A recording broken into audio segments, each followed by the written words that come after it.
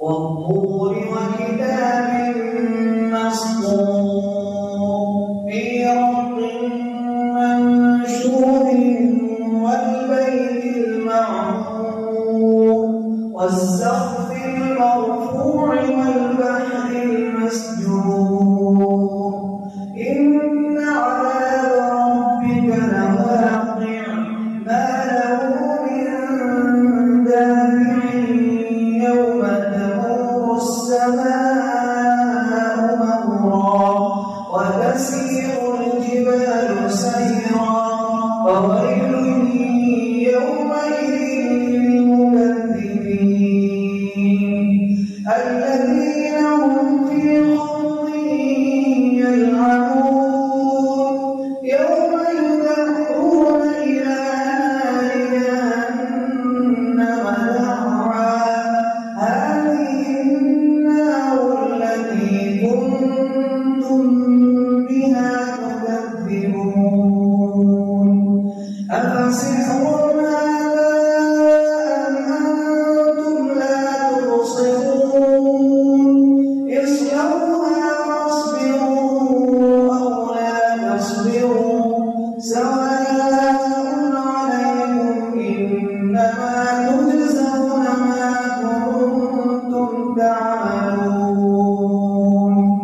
إن المتقين في جنات ونعيم فاكهين بما آتاهم ربهم ووقاهم ربهم عذاب الجحيم كلوا واشربوا هنيئا بما كنتم تعملون متكئين على سرر مصفوفة وزوجناهم بحور عين والذين آمنوا واتبعتهم ذريتهم بإيمان ألحقنا بهم ذريتهم وما ألتناهم من عملهم من شيء كل امرئ بما كسب رهين وأمددناهم بفاكهة ولحم مما يشتهون يتنازعون فيها كأسا لا لغو فيها ولا تأثيم ويطوف عليهم غلمان لهم كأنهم لؤلؤ مكنون وأقبل بعضهم على بعض